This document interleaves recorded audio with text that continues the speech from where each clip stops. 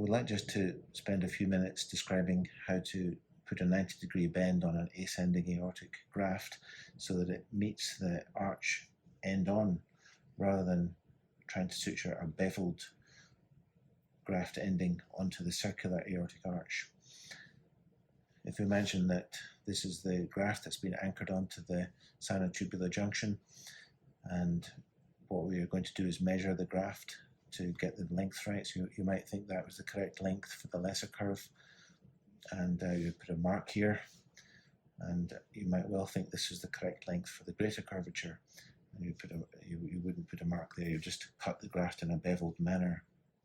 But it is better to suture the graft end to end to the aortic arch, and this can be done, of course, but the risk is that if you don't do anything to the inner curvature of the graft, that it will form a big shelf of tissue once it's pressurized, not tissue but graft material.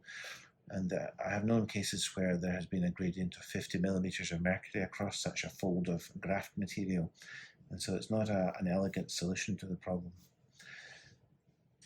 If we think for a minute about the mechanical properties of materials, then if you had a sheet of rubber and you pulled it in this direction or that direction or any direction, it would extend to the same extent for any given degree of force that was applied.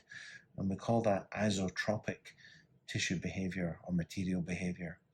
But graft material is not isotropic, it's anisotropic, because when we try to stretch it in the circumferential direction, it's very tight. It doesn't stretch at all, or to a very minimal degree. But if we stretch it in the longitudinal direction, it's very stretchy. So this is an example of an anisotropic material. And so if your graft suture line is in the direction of the circumferential one, then there'll be much less likelihood of the tissue stretching in between the sutures. Whereas if you have a bevel on the graft, well, it won't stretch as much as it does in the longitudinal direction, but it will stretch to some degree.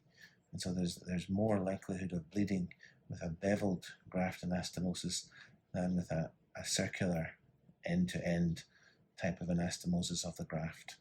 So that's the logic behind trying to get this safe 90-degree bend on the graft without having a big fold of of graft material coming into the lumen. And we do that by drawing a circle on the graft. And the circle is located, if you imagine this is the patient, it's on the left side of the graft and the posterior side of the graft. And that will give us the bend that we're looking for. And the circle we're going to draw is the same as the diameter of the graft. So we'll just draw that here.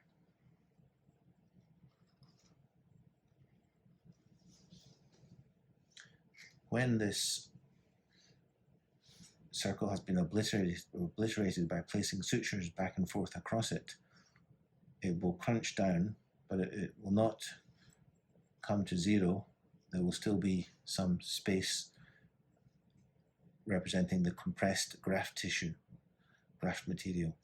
And this length of the compressed graft material will be about 1/3 of the distance of the diameter of the circle. So that has to be taken into account when assessing the overall length of the lesser curvature.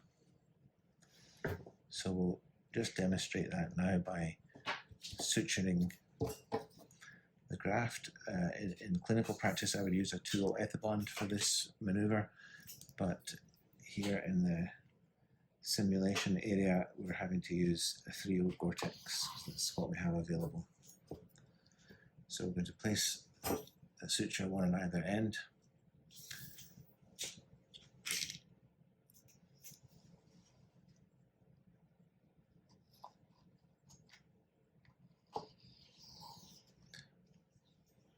And we're going to just simply run back and forth. So now we have completed the imbrication of the circle that was drawn on the left and posterior side of the ascending aortic tube graft. And this means that although it doesn't quite look like 90 degrees at the moment, once the graft is pressurized, it most certainly will. And this can be seen in the accompanying video, there's a link to it in the description of this video. The final end result looks a bit like the vents that you get on a ship's deck. So you could call this ship venting of the aortic tube graft, or it's also sometimes known as a cowl vent after the tunic that monks would wear, which had a big hood on it at the top, which would be this part.